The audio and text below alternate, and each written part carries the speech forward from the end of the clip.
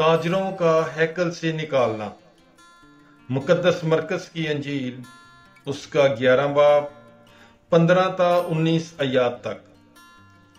اور وہ یروشلم میں آئے اور وہ ہیکل میں داخل ہو کر انہیں جو ہیکل میں خرید و فروخت کرتے تھے باہر نکالنے لگا، اور صرافوں کے تختے اور کبوتر فروشوں کی چوکیاں الٹ دیں، اور کسی کو ہیکل میں سے ہو کر کوئی برتن لے جانے نہ دیا، اور تعلیم دے کر ان سے کہا، کیا یہ نہیں لکھا ہے کہ میرا گھر سب قوموں کے لیے دعا کا گھر کہلائے گا؟ لیکن تم نے اسے ڈاکوؤں کی کھو بنایا ہے۔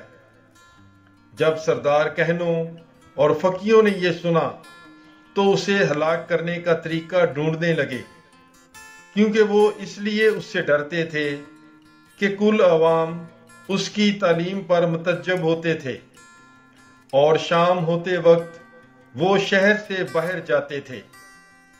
پاک کلام کے پڑھے اور سنے جانے پر خداوند کی برکت ہو۔ خدا کا شکر ہو۔ God bless you.